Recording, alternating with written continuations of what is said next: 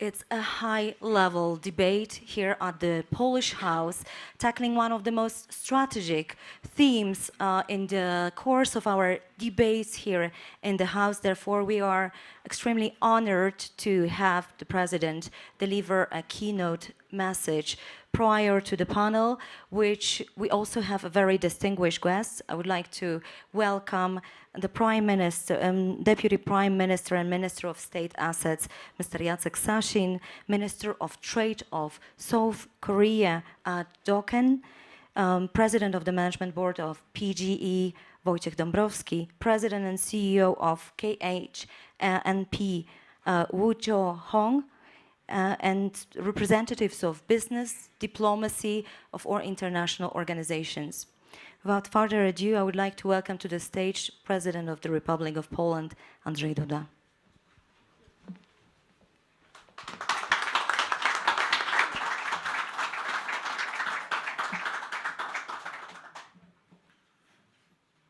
Szanowny Panie Premierze, Szanowni Panowie Ministrowie, wielce Szanowni Panowie Prezesi, Szanowna Pani Ambasador, wszyscy dostojni przybyli goście, wielce Szanowni Państwo. Distinguished Mr. Deputy Prime Minister, distinguished ministers, most distinguished presidents and CEOs, Madam Ambassador, dear guests, ladies and gentlemen. Przede wszystkim ogromnie się cieszę, że mogę Państwa po raz pierwszy w tym roku oficjalnie powitać tutaj w Domu Polskim w Davos, miejscu dla mnie bardzo ważnym, dla mnie jako prezydenta Rzeczypospolitej, dla mnie jako uczestnika Światowego Forum Ekonomicznego, dla mnie wreszcie po prostu jako Polaka. Ladies and gentlemen, I'm delighted to be able to offer this official welcome to you for the first time here this year at the Polish House in Davos. This place is exceptionally important to me as President of the Republic of Poland, as the participant of the World Economic Forum, and last but not least, as a Pole. Skorzystam jeszcze raz z tej okazji, tak jak wczoraj mówiłem, udzielając wywiadu naszym telewizjom, naszym mediom polskim. Ogromnie dziękuję wszystkim tym, którzy przyczynili się w tym roku do tego, że ten Dom Polski w Davos jest, że prezentuje się tak pięknie, że możemy się tutaj spotykać i rozmawiać o ważnych sprawach dla Polski, które w istocie są także i ważnymi sprawami dla europejskiego i światowego bezpieczeństwa pod każdym względem, zarówno tego bezpieczeństwa militarnego, jak również i bezpieczeństwa gospodarczego, a w tym bezpieczeństwa energetycznego. Let me use this opportunity, ladies and gentlemen, and repeat something that I said during the interview I gave yesterday, the interview with the Polish media. I would like to express my deep gratitude to all those who have contributed to the establishment of the Polish House here this year at Davos in such a beautiful style. This is a place where people can meet, they can come together, they can talk, and they can raise all the important things that are important for Poland, but also matters which are of big importance both to the European but also global security. And I'm speaking about security in all its dimensions, including the military one, the economic one, and also within the economic one, the energy one. Przed momentem udzielałem dosyć długiego wywiadu jednej z zachodnich telewizji. Padło pytanie o to, jak postrzegam wojnę na Ukrainie, w jakich obszarach ja tą wojnę obserwuję i w jakich obszarach ona wywiera skutki dla Europy i dla świata. And just a few minutes ago, I gave a lengthy interview for one of the Western TV outlets. There I was asked a question, how I see the war in Ukraine and how I see the results of this war in Ukraine, both for Poland and for our part of the world and for the world as a whole. Powiedziałem, że najprościej można na to odpowiedzieć, że to są jakby takie, mówię najprościej, najbardziej ramowo, dwa obszary. Bezpieczeństwa, bo przede wszystkim o bezpieczeństwie tutaj mówimy, pomijając wszystkie aspekty o charakterze humanitarnym, tej pomocy, którą Polacy i którą inne społeczeństwa niosą dzisiaj obywatelom, mieszkańcom Ukrainy. To są dwa obszary bezpieczeństwa. Bezpieczeństwo militarne z jednej strony, ale z drugiej strony bezpieczeństwo gospodarcze, a wśród tego bezpieczeństwa przede wszystkim to energetyczne. And I gave an answer saying that in the most simple terms, in the most simple and rudimentary terms, I could say that there are two areas of security which are important amidst the war in Ukraine. Two areas of security because of course, there are also other aspects of aid which is being delivered to Ukraine, including humanitarian aid, which is being supplied by Poles and also a number of other nations. But first and foremost, I was speaking about those two areas of security. That is the military one, the economic one, including the very important aspect of the energy security. To bardzo specyficzne, że dzisiaj obserwujemy ten właśnie cały obszar bezpieczeństwa przez pryzmat wojny na Ukrainie i tego, jakie skutki ona dla nas wszystkich, mówię dla nas wszystkich, czyli dla świata, patrząc z punktu widzenia Światowego Forum Ekonomicznego, wywarła. It is quite specific that today we are looking at security through the lens of the war and also through the lens of the consequences that this war is bringing upon us as Poland, as the world, as also the World Economic Forum coming here together. Ale ona tylko zmaterializowała po prostu pewne troski i to trzeba z całą mocą zaakcentować. Doprowadziła do ich wyostrzenia i do ich radykalizacji. However, what the war did, as a matter of fact, was it only materialized certain concerns that have been affecting us. It has only highlighted them and it has made them more profound. Doprowadziła do zobrazowania czarnych scenariuszy, na które wielu ekspertów, wielu polityków na zachodzie Europy, zwłaszcza zachodzie Europy, po prostu do niedawna się uśmiechało tylko, kiedy o nich się mówiło. Mówiliśmy o nich między innymi my Polacy, bardzo wyraźnie. And actually, what it did, it made certain bleak scenarios materialize. Something actually that a number of experts were pointing to, and also that a number of Western politicians, when they heard about that, especially Western politicians, they smiled. And this is an aspect to which we, the Poles, were pointing at very strictly and very directly. Tak jak wtedy, kiedy mówiliśmy, że Gazprom nie jest żadną normalną firmą w znaczeniu takim, jak rozumie to Zachód Europy w pojęciu gospodarki rynkowej. To nie jest firma, która funkcjonuje na normalnych rynkowych zasadach i która ma normalne własne rynkowe zadania. Tak jak mówiliśmy, że rosyjska polityka energetyczna to nie jest żaden problem biznesowy, gospodarczy, tylko to jest problem polityczny. And exactly the same, we were talking about Gazprom. We were saying actually that, well, this is not a business kind of company as construed by Western Europe at large.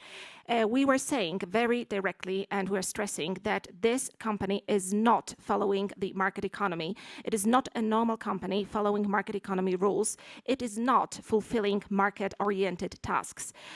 Actually, we were saying that, well, that is something that the Russian energy policy is using to realize its objectives. It is not, however, a simple business company and something that evolves around business.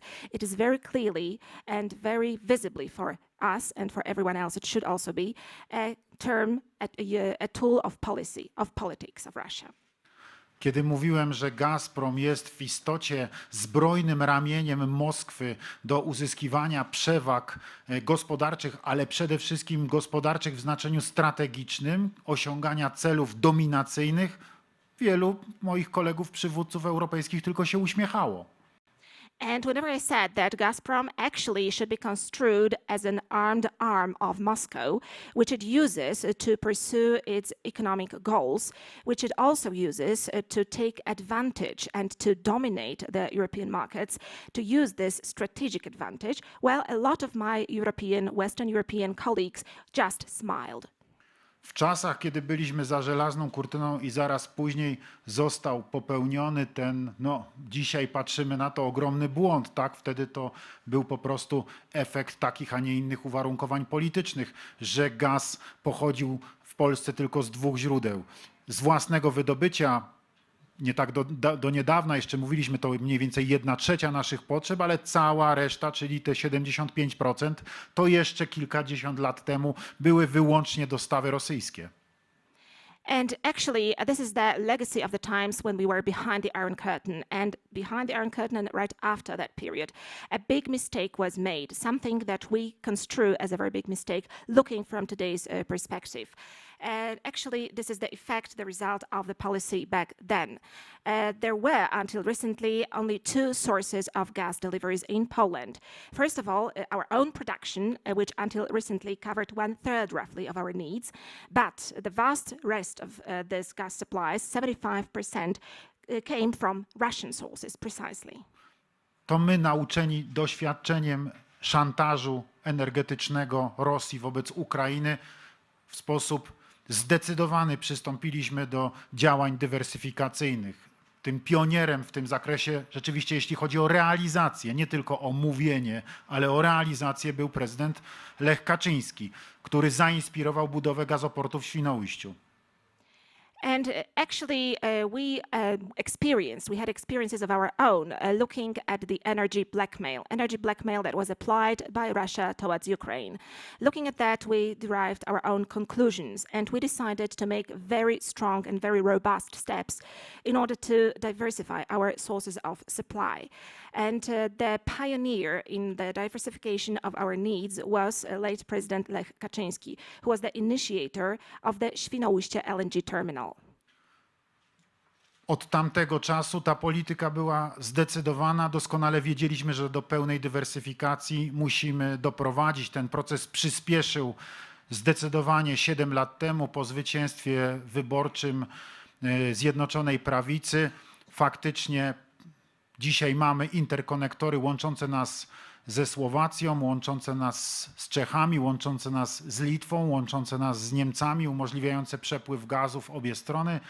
Dzisiaj mamy przede wszystkim oprócz gazoportu w Świnoujściu także i nitkę gazociągu z szelfu norweskiego przez Danię do Polski.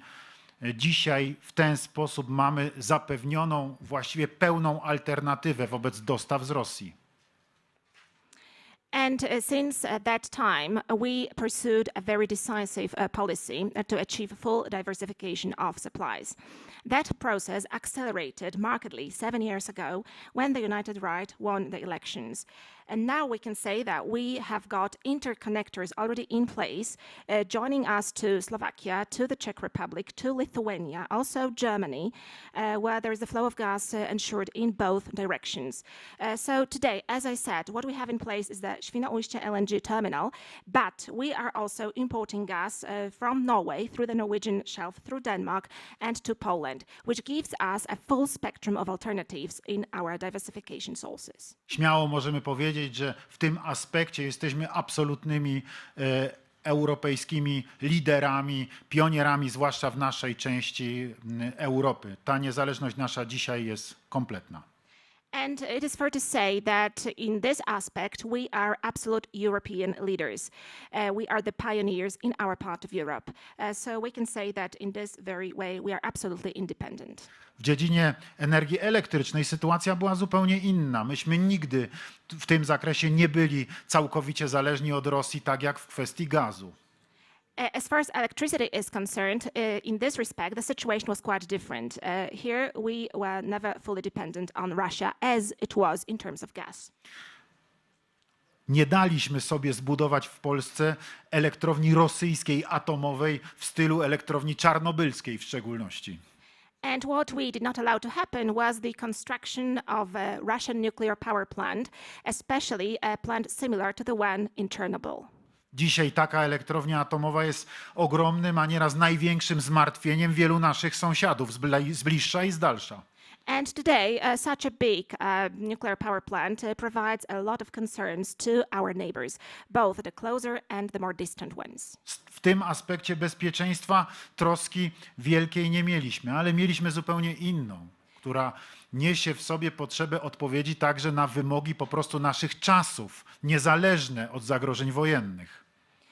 So actually, as far as this security aspect is concerned, as I said before, we were not worried about it. However, there was other concern that we had, and this concern relates to the times in which we are living in and meeting certain standards that have to be met. Mówię o Polsce, o kraju, którego energetyka w ogromnym stopniu, właściwie do niedawna praktycznie całkowicie oparta była wyłącznie na węglu kamiennym i węglu brunatnym. And I'm speaking about Poland, a country whose energy sector, until recently actually, was largely based on coal, both on hard bituminous coal as well as on lignite brown coal.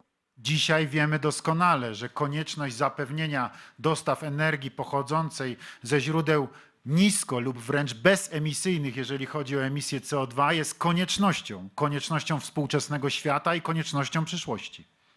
And today, what we know perfectly well is that the supplies of energy flow from low emission or zero emission sources constitute an absolute necessity of the world today and also of the world in the future. Jak to zrobić w kraju, który ma 312 tysięcy kilometrów kwadratowych, 38 milionów mieszkańców, 4 pory roku i słońce, które nie świeci przez 365 dni w roku i wiatr, który nie wieje przez 365 dni w roku? And now the question is how to achieve that in a country whose area is 312,000 square kilometers, whose population is 38 million, who has got 4 seasons during the year, and in which the sun doesn't shine 365 days a year, nor does the wind blow 365 days a year. Jak to zrobić w kraju, który ma niezwykłe ambicje rozwojowe, ogromnie kreatywnych i ambitnych ludzi i w którym spożycie energii elektrycznej rocznie wzrasta właściwie w postępie geometrycznym? And how to do that in a country who is ambitious enough to develop, in a country with extremely creative and ambitious population, in a country where the consumption of electricity is exponentially growing year on year.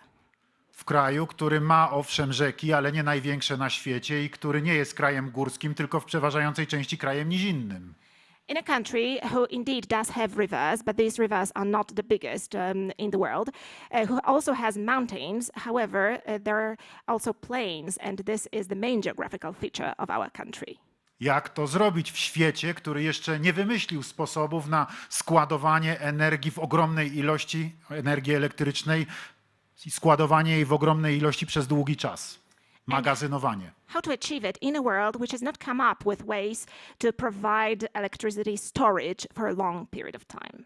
Jak zabezpieczyć czyste klimatycznie, a w pełni dostępne 24 godziny na dobę źródła energii, która będzie zasilała nasze potrzeby gospodarcze i nasze potrzeby domowe.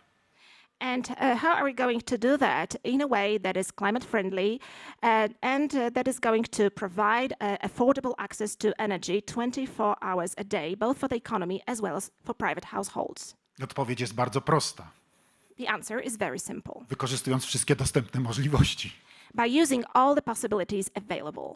A zatem i korzystając z energii odnawialnej, budując farmy, które będą nas zasilały energią pochodzącą z wiatru, no ale w sposób rozsądny, nieszkodliwy dla człowieka, budując farmy, w których będziemy pozyskiwali energię ze słońca, czyli ze źródeł solarnych, budując tam, gdzie to możliwe i rozsądne i bezpieczne dla człowieka, także z punktu widzenia zasady zrównoważonego rozwoju, elektrownie wodne, szczytowo-pompowe i inne, ale przede wszystkim zapewniając nowoczesne, stabilne, bezpieczne źródło energii elektrycznej, jakim jest energia pochodząca ze źródeł nuklearnych, energia atomowa. And of course, we can do that in a number of different ways, using renewable energy sources, but also constructing wind farms, constructing them in a reasonable way, though, and human-friendly way. Also by constructing solar farms with the use of solar energy. Of course, again, all of that has to be made in a safe and secure fashion and a human-friendly one.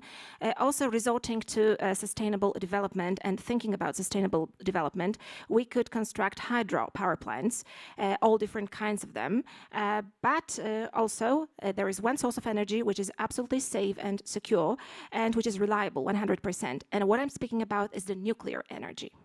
Nie ma wątpliwości wśród nikogo z rzeczywiście rozsądnych, trzeźwo myślących ekspertów, że jesteśmy w stanie sprostać wszystkim wymogom ochrony środowiska i klimatu współczesnego świata, a jednocześnie korzystać wyłącznie z energii odnawialnej, nie korzystając w ogóle z energii pochodzącej z atomu. And well, there is no doubt, however, and no experts express such a doubt that we are able to use only renewable energies and making that in an environmentally friendly way, only such energies without resorting to other sources of energy, such as nuclear energy, which is, as I said, 100% reliable.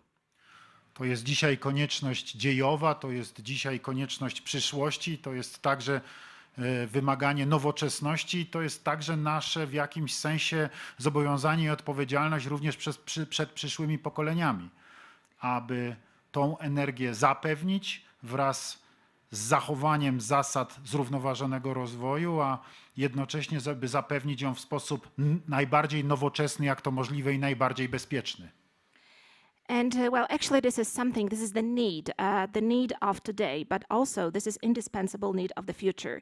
This is also the requirement of the modernity path that we want to follow. And this is also a commitment that we have vis-a-vis future generations to provide access to energy, to ensure this energy security, taking into account, of course, sustainable development, taking into account most modern cutting-edge solutions, but also placing safety and security at the forefront. Dlatego cieszę się, że siedzą na tej sali w ramach tej dyskusji, w ramach tego panelu przedstawiciele i dzisiaj najważniejsi polskiego państwa, decydenci w polskich sprawach gospodarczych, inwestycyjnych, jak również i przedstawiciele wielkiego sektora prywatnego, zarówno polskiego, jak i nasi goście z Korei Południowej.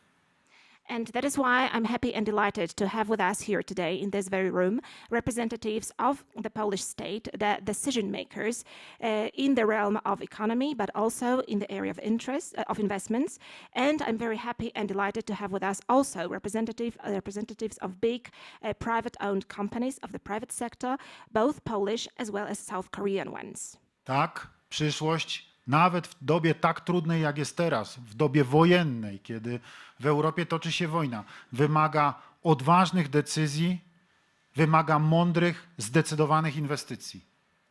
And yes, indeed, the future, even amidst war, even having war raging in Europe right now, even in such a difficult situation, requires and demands brave decisions and requires and demands this courage to make them.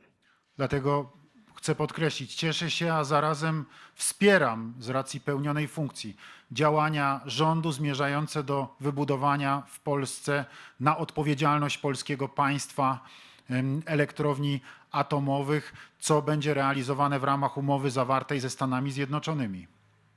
And that is why I would like to express my very strong support as a president of Poland, and I'm happy to express this support to all the actions taken by the Polish government. Those actions which are taken by the Polish government at the responsibility of the Polish government, and they are aimed at constructing in Poland nuclear power plants. This is going to be the aftermath of the contracts that Poland has concluded with the United States. Ale cieszę się również bardzo z tego, że polski rząd w mądry sposób wspiera sektor prywatny w tym, aby również mógł realizować odrębne inwestycje w tym zakresie z zagranicznymi partnerami, którzy mają sprawdzone najnowocześniejsze technologie, tak jak partnerzy koreańscy. But having said that, I'm also happy that the Polish government provides very wise support also to the private sector in the framework of separate investments with the partners that we have, our foreign partners. And I'm speaking, of course, about those most modern cutting-edge technologies that are made available by our foreign partners, the tested technologies. I'm referring to our partners from South Korea. Cieszę się z tego i z tym większą radością otwieram to dzisiejsze spotkanie, otwieram tą dyskusję i jeszcze raz wszystkich Państwa tutaj na tej sali w Domu Polskim w Davos w czasie Światowego Forum Ekonomicznego witam. So, ladies and gentlemen, I'm even happier to say that at this opening ceremony, and I'm happy to be able to open right now this meeting and these discussions held here at the Polish House, here at Davos during the World Economic Forum. Mam nadzieję, że wyjedziecie Państwo z tych spotkań, z tej konferencji, z Davos, ze Szwajcarii, zadowoleni, natchnieni nowymi pomysłami i pełni sił do ich realizacji. And I'm confident and I do hope, ladies and gentlemen, that you are going to leave Davos with a lot of force, a lot of might, and instilled with new ideas which you will follow on.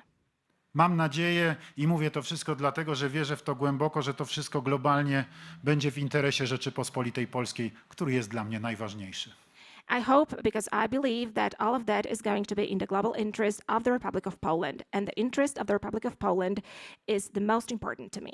Życzę Państwu owocnych dyskusji, życzę Państwu owocnych spotkań, życzę Państwu sukcesu. Ladies and gentlemen, I wish you fruitful discussions, I wish you fruitful meetings, and I wish you success. Dziękuję. Thank you.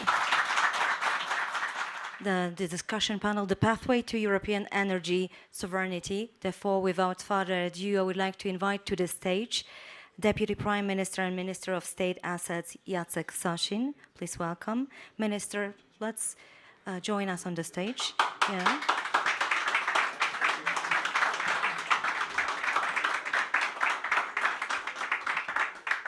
Minister of Trade of South Korea, An Dong-ken. Yes. President of the Management Board of PGE, Wojciech Dąbrowski. CEO and President of KHNP, Wo Jo-ho. Supervisory Board Member of the ZPAC, Maciej Stec.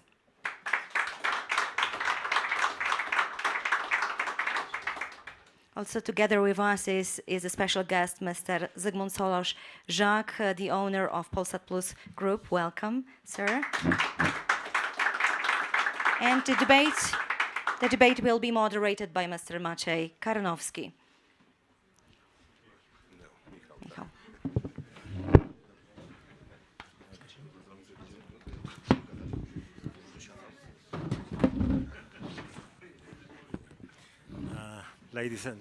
Mr. President, ladies and gentlemen, my name is Michał Karnowski. It's a great honor to host this meeting. I think one of the most important, not only in Polish House, but in Davos, because as President Duda mentioned, we are looking at security through the lens of war. And this is true, it has to be taken into account, and I think it will be mentioned during our debate as well. Let's start because we have a little delay. So, necessity of investment in nuclear power plants in Poland, geopolitical, economic and ecological factors. Let's shed some light on this. Why the Korean path was chosen by Polish authority, by Polish business as well. What are the challenges? What are the obstacles we have to tackle? How do you see the prospect of this cooperation in this energy area? Let's start from Mr. Deputy Prime Minister Jacek Sasin. Please, the floor is yours. Bardzo dziękuję. Dzień dobry wszystkim Państwu, Panie Prezydencie. Ja muszę powiedzieć, chciałem bardzo serdecznie podziękować na wstępie Panu Prezydentowi za to wystąpienie, które wprowadziło nas do tej tematyki, do tego panelu. Pan Prezydent, można powiedzieć, w dużej mierze wyręczył mnie z zadania, które sobie tutaj postawiłem, mianowicie przedstawienia całego tła tego projektu, który chcemy wspólnie realizować, całego tła decyzji, którą podjął nasz rząd, aby w jednym z tych dwóch zasadniczych filarów polskiego miksu energetycznego przyszłości była właśnie energetyka jądrowa. Mr. President, ladies and gentlemen, thank you very much. And I would have to say that the President of Poland has done a great introduction to this panel. And in fact, I would have to say that he did my job for me because he did a very good introduction and a very good background to this big project that is ahead of us, and also to the decision-making process of the Polish government, whereby, as part of the Polish energy mix, nuclear energy is a very constituent part. Więc przechodzę od razu do rzeczy i do odpowiedzi już bardzo konkretnej na to pytanie, które zadał przed chwilą pan redaktor. Dlaczego atom i dlaczego partner koreański jako jeden z dwóch w tej chwili partnerów, z którymi będziemy realizować plan budowy polskiej energetyki jądrowej, bo przypomnę, i o tym mówił przed chwilą również pan prezydent, że mamy dwa duże projekty w tej chwili. Jeden projekt, który jest projektem rządowym, projektem, gdzie partnerem wybranym przez rząd jest strona amerykańska, jest amerykańska firma Westinghouse. W tamtym programie rządowym. Przed nami jeszcze wybór drugiej lokalizacji i partnera w realizacji tej drugiej lokalizacji. To jeszcze są kwestie nierozstrzygnięte i one będą rozstrzygane w najbliższym czasie. So let me get to the meat of the matter without further ado. First of all, let me talk about why this decision to follow the nuclear path, and also why we chose to select the Republic of Korea as our partner, one of the two partners, because we are in fact carrying out two projects in parallel as far as the Polish energy system is concerned. Our main projects include a governmental project, which is being done with the USA as a partner and Westinghouse as the company that was selected. And in that project, we still have to select the second location and the partners to do with. And this has to be determined in the near future. Ale projekt rządowy, czy ta droga rządowa nie jest drogą jedyną. My nie zamykamy się tylko w tym projekcie. Jesteśmy bardzo mocno otwarci, tak jak mówił pan prezydent przed chwilą, na również projekty biznesowe w tym zakresie. I tutaj z inicjatywą, chcę to wyraźnie podkreślić, do polskiego rządu zwrócił się pan prezes Solosz, prezes grupy Polsat, i zaproponował nam udział w projekcie budowy kolejnej elektrowni jądrowej właśnie z partnerem koreańskim, z największą państwową grupą energetyczną w Korei, koncernem KHNP. But the Polish government is not only looking at one path, and as it has been said before, we are very open to any other ideas. The President of Poland suggested in his speech that we have this other path, which is the business path. And this was initiated by Mr. Solosz, the head of the Polsat group, present here, who approached the Polish government proposing to have another nuclear project in collaboration with the Republic of Korea and KHNP, which is the largest energy company in Korea. Decyzja była ze strony rządu szybka. Decyzja, wchodzimy w to. Jesteśmy zainteresowani, żeby budować jak najszybciej i w jak największym wymiarze naszą energetykę jądrową, bo tak jak powiedziałem na wstępie, to ma być w przyszłości fundament polskiego miksu energetycznego wraz z energią odnawialną. Tu też mamy wielkie sukcesy. Mamy już dzisiaj 18% energii w Polsce wytwarzanej wprost ze źródeł odnawialnych, a 35%, łącznie z tymi 18%, 35% z źródeł nieemisyjnych i niskoemisyjnych. Ale tak jak słusznie zwracał na to uwagę pan prezydent, to nie są źródła odnawialne, nie są źródłami stabilnymi, wymagają stabilizacji. Tą stabilizację zapewni nam energetyka jądrowa, która będzie w przyszłości, no, można powiedzieć, głównym elementem polskiego miksu energetycznego. Dlatego ta dodatkowa elektrownia dzisiaj jest dla nas tak ważna, tak cenna i zamierzamy jako polski rząd, i już to robimy, bardzo mocno wspierać tą inwestycję na każdym poziomie, również poprzez udział w tym procesie spółki kontrolowanej przez państwo. Jest tutaj obok mnie pan prezes Wojciech Dąbrowski z grupy PGE. Udział PGE, największej polskiej grupy energetycznej, czyli można powiedzieć takiego odpowiednika KHNP w firmy państwowej, jest też takim widomym znakiem tego, że polskie państwo wspiera tą inwestycję, mimo że jest to inwestycja biznesowa, nie jest realizowana wprost przez polski rząd. Now, this decision was very quick, and the Polish government very quickly agreed to following the second path as well. We want for our nuclear energy sector to develop very fast and on a very large scale. And that's why we decided that the nuclear energy will be the foundation of what we do. Now, the other part of our energy mix will be the renewable energy sources. Right now, we are already very successful in terms of renewables, with 18% of our energy being generated from renewable sources. And if we add low emission sources, that makes up a total of 35% of our energy mix. However, as the President of Poland said in his speech, the problem with the renewable energy sources is that this is not a stable source of energy. As a result, we have to provide the stability, and the source of this stability will be nuclear power. And that's why the nuclear power part is the key element of our energy mix.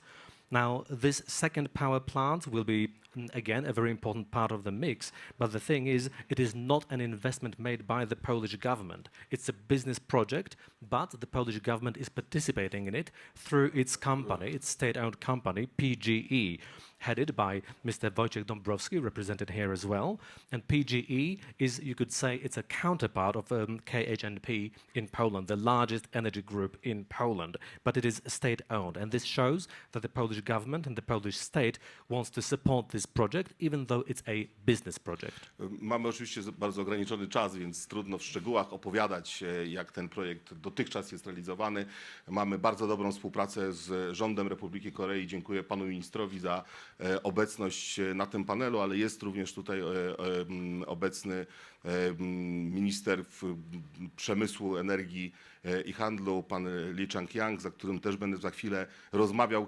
Wykorzystajemy to forum również do tego, żeby ten projekt bardzo szybko ruszył, bo czas ma tu wielkie znaczenie. Chcemy i to podsumowanie jest mojej wypowiedzi, chcemy, aby za 10 do 12 lat w Polsce działały 3 elektrownie jądrowe, a jedną z nich będzie na pewno ta elektrownia, którą chcemy, aby powstała w Pątnowie, w dobrej współpracy polsko-koreańskiej i w dobrej współpracy firm państwowych i prywatnych, bo mamy, i to też warto podkreślić, że mamy w tym projekcie 2 firmy państwowe, polską i koreańską, i firmę prywatną polską, która w poczuciu, i za to chcę podziękować, w poczuciu takiej odpowiedzialności również za przyszłość Polski chce ten projekt realizować i chce inwestować swoje pieniądze w ten obszar, który jest dla nas strategiczny. But I think this is a great opportunity. So we don't have much time to do this. These projects have to be implemented very fast, and as a result of that, we are talking about it here at Davos as well. And I would like to thank the representatives of the Republic of Korea. The cooperation with the Korean side has been very good so far, and I want to thank the minister for his presence here. Actually, in a few moments, I'm going to be talking to the Korean Minister of Trade, Economy and Industry about this topic as well. And this forum here is being used by us to accelerate these processes even faster. And our objective is to have at least 3 nuclear power plants in a span of about 10 to 12 years. One of these will be the Pątnów location, which is the Polish-Korean project. And like I said, we have a combination of state and private entities. On the state side, we have a Polish state company and a Korean state company. On the private side, we have the Polish business represented here as well, and I would like to thank the Polish companies for being so responsible and accountable for the future of Poland and for investing their private money in this venture. Thank you. Polish perspective presented by Deputy Prime Minister Jacek Sasin. Very interesting. I think now it's time for Koreans' attitude towards all these issues. So the voice goes to Minister of Trade of South Korea, Ando Kim. Yes, to begin with, let me thank President Duda and the Polish government for this wonderful opportunity for sharing our opinion on this very important issue. As President emphasized, the energy security is one of the most important issues nowadays, particularly for Poland to improve the economic development. And we understand the importance of this issue, because we went through basically this very similar path with the similar kind of the risk with neighboring military and the security risk. And as proven in our experience with the Arab Emirate in the Baraka, the nuclear plant, we showed how our technology can be implemented on time and within the budget as planned with our partner. So we will do our best to meet the need of our very important partner, Poland, to support your energy security and economic development. So you can be confident about our future partnership, and that will be very important foundation to deepen our economic relationship and development in the future. There are 3 energy companies involved in this project in Pątnów. By the way, was this location confirmed? I have the impression. This is the question to maybe to Maciej, please. Tak, no, generalnie no, my działaliśmy zgodnie z dwoma dokumentami tak naprawdę. No, lokalizacja Pątnów jest przedstawiona w programie w polskiej polityce energetycznej do 2040, ale też w polskim programie energetyki jądrowej, także została przedstawiona. I tak naprawdę za sprawą prezesa Solorza, który zawsze w naszej firmie rzuca te kamienie bardzo daleko, mówi zbudujmy dużą elektrownię jądrową, damy sobie radę i zrobimy to. To fascynująca sprawa. No i zaczęliśmy tak naprawdę to robić i przeglądać. Tu rzeczywiście chcieliśmy podziękować szczególnie polskim władzom, bo rzeczywiście bardzo szybko zareagowały na to, żeby robić i wspierać to przedsięwzięcie. No to jest przedsięwzięcie unikalne ze względu na to, że to jest pierwsze takie przedsięwzięcie na świecie, prywatno-publiczne i to jest super istotne. Może dam. Yes, in fact, we considered two locations to start with. Pątnów is the one we're going with. And this is in line with two documents of the Polish government, the Polish energy policy until 2040 and the Polish energy, or I should say the Polish nuclear sector development program. Now, I have to say that President Solorz made a very important contribution here. He said, let's do it. Let's have very challenging and big tasks ahead of us. Let's build a very large nuclear power plant. And he said it was a fascinating project to pursue. And I would like to thank the representatives of the Polish government as well. The reaction of the Polish government was very fast, and we have received a lot of support from them. And we are now embarking on what is a very unique project in terms of public-private cooperation. It's a unique project in the world.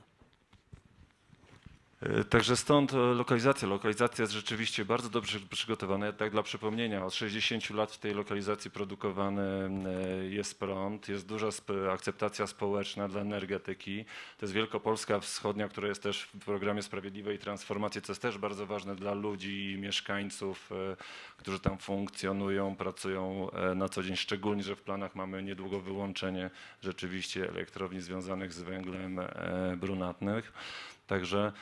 Także mamy nadzieję po prostu, że to jest tak naprawdę, jak powiedzieliśmy sobie, że 60 lat historii, prawda, to że to jest półmetek, ponieważ elektrownie projektowane tutaj tak naprawdę przez KHNP, wspaniałą technologię, bezpieczną, jedną z najbardziej zaawansowanych technologii, to co powiedział też pan minister, bardzo ważne, jedną z nielicznych firm, która buduje to w terminie i w budżecie. Jesteśmy to zrobić w stanie szybko i efektywnie. Jeśli dodamy do tego, a może dam przetłumaczyć.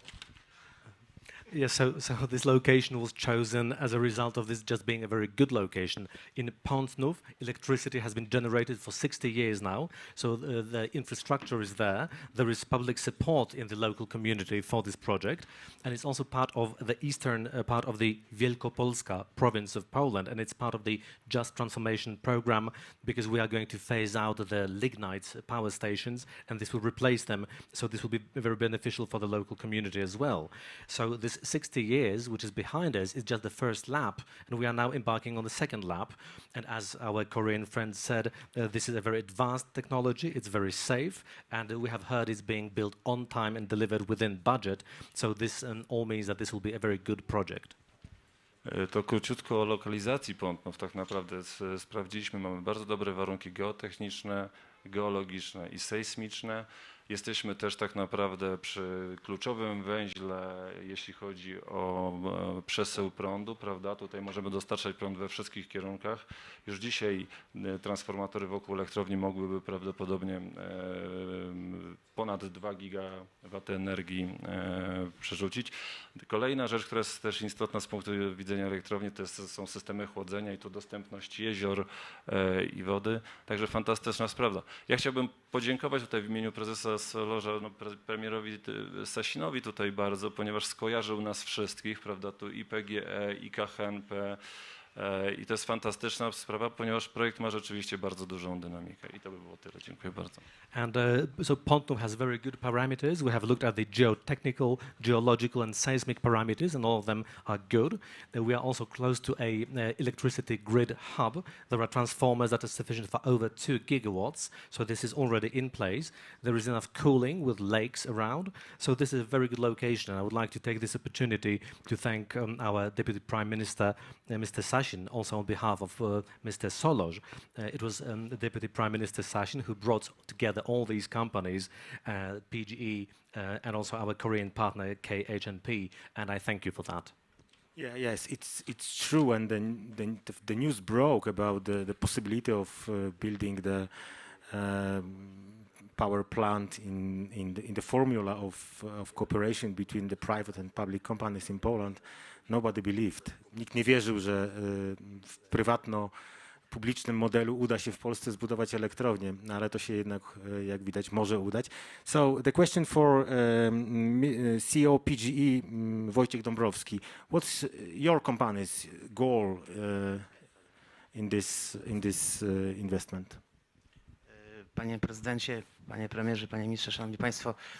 Oczywiście nie trzeba przekonywać nikogo na pewno w tej sali, ale myślę, że tak wszystkich, którzy nas słuchają dzisiaj, że Polska, chcąc być bezpieczna, energetycznie suwerenna, musi posiadać stabilne źródła wytwarzania energii, które zagwarantują nam bezpieczeństwo, a jednocześnie polskiej gospodarce konkurencyjność, bo dzisiaj przede wszystkim walczymy o to, aby być bezpieczni energetycznie i aby nasza gospodarka była konkurencyjna w Europie i na świecie.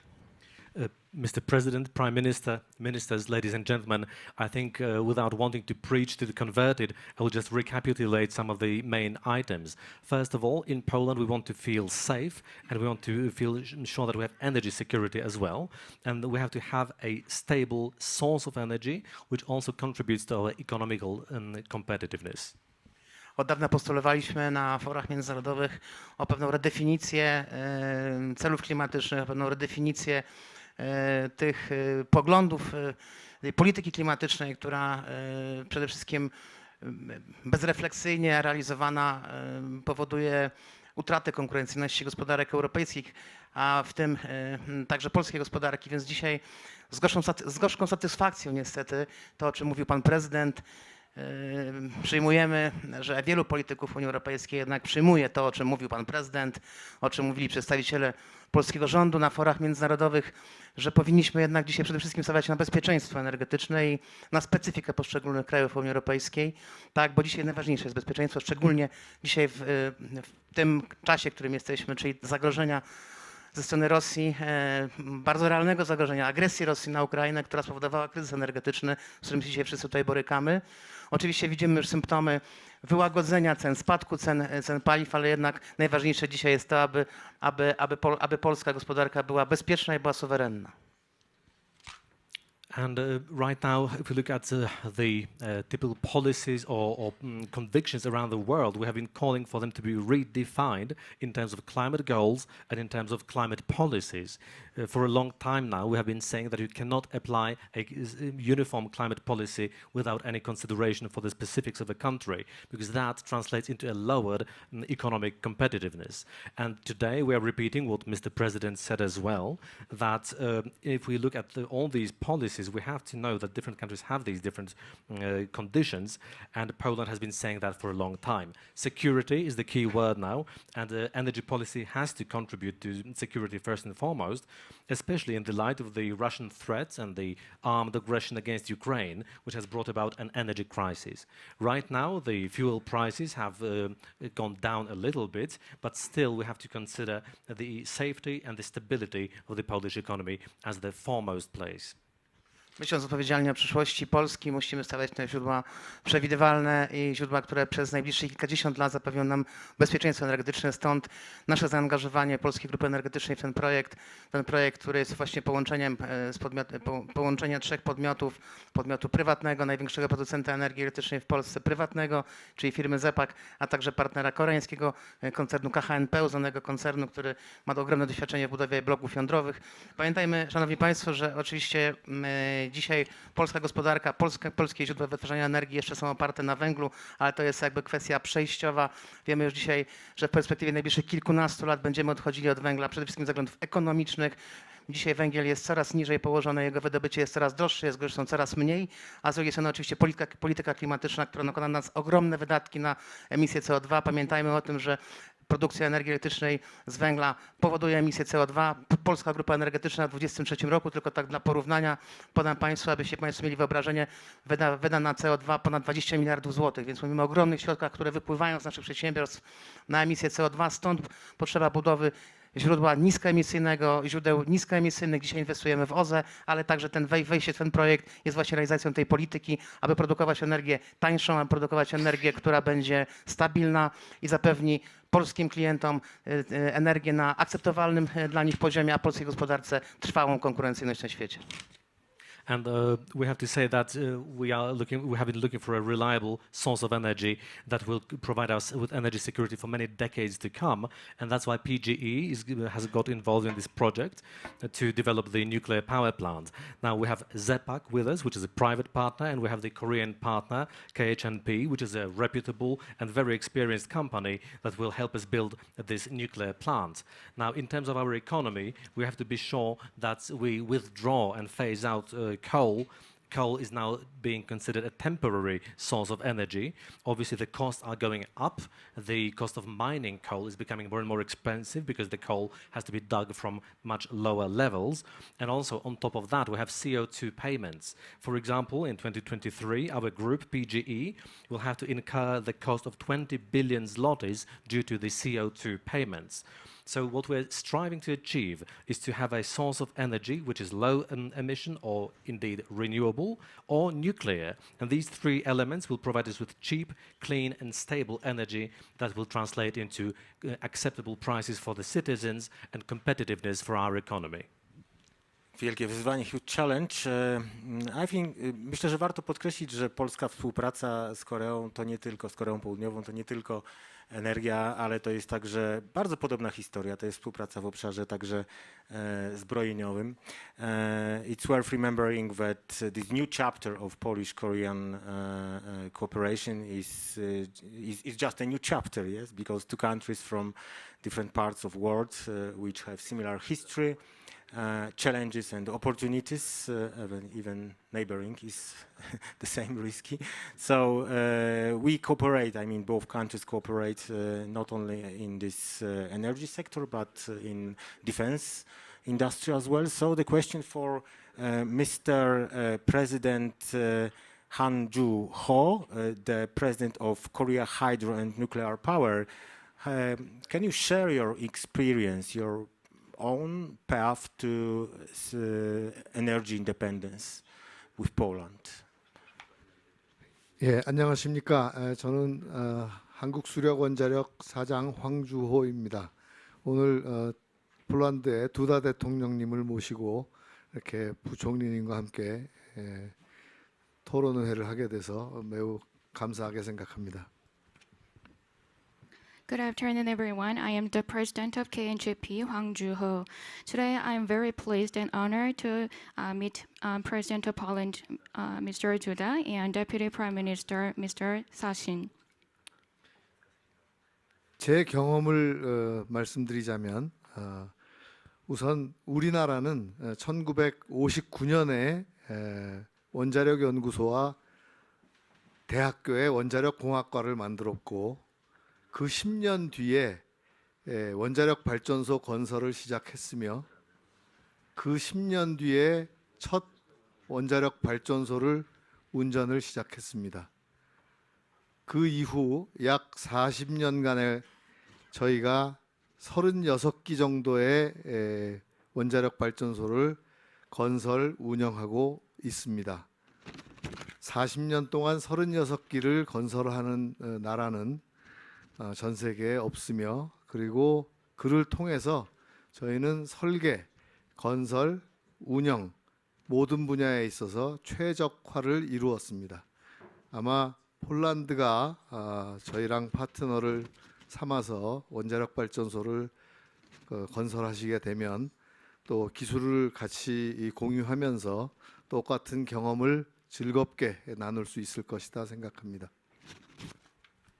Based on my experience, Korea established a research institute for nuclear energy and department at universities for majoring nuclear energy since 1959. And after 10 years of that, first nuclear plant was constructed. And after 10 years of that period, nuclear plant operation was started. So for 40 years, Korea has constructed and operated a total of 36 nuclear power plants. So there is no country that for 40 years, the country has conducted 36 units of construction and operation of nuclear power plants. So in all sectors of nuclear energy, including design, construction, and operation, we have achieved optimization of our technology. So once Poland is start to construction project with us and also construct nuclear power plants with KHNP, that we will be happy to share our technology with you for construction and operation of nuclear power plant. 두다 대통령께서 말씀하셨다시피 에너지 독립은 에너지 자주권 확보는 우리나라의 핵심 키워드였습니다. 에너지 자주권의 확보를 통해서 우리는 2차 오일 쇼크를 이겨냈고 또 1990년대 후반에 있었던 외환 위기를 겪어냈고 또 그 20년 뒤에 있었던 전 세계적인 금융 위기도 이겨냈습니다. 총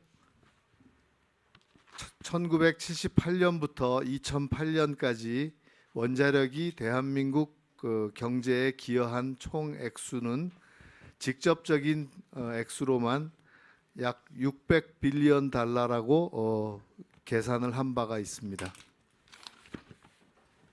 So as President Duda already said in the speech, as for energy independence and also as for energy sovereignty, the energy sovereignty was also keyword for Korea in the past as well.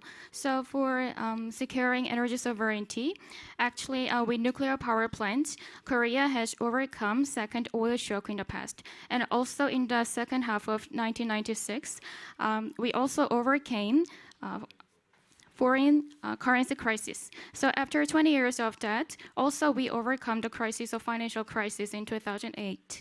So from 1978 to 2008, nuclear energy has contributed to Korea's economy, and based on calculation of the economic benefit, it amounts to $600 billion.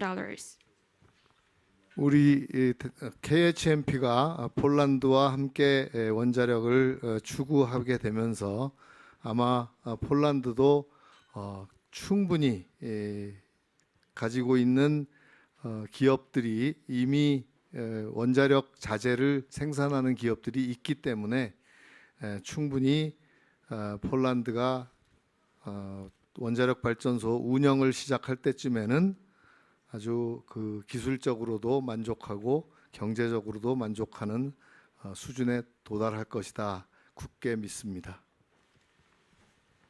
So once KHNP starts the nuclear power plant business with Poland, then Poland will sufficiently achieve the goal of nuclear power plant goals. Especially, I already know that Poland companies are having capabilities for nuclear plant material production. So Poland will be able to achieve the goal when the operation starts. So the benefit will be related to technology and economy, both of that as well. Thank you very much. Many questions to raise ahead of us, but unfortunately our time has come to an end. So thank you very much, dear guests. Thank you very much, President Solos as well, for being here, being with us, and have a nice day and interesting discussions here in Davos. Thank you very much. Dziękujemy.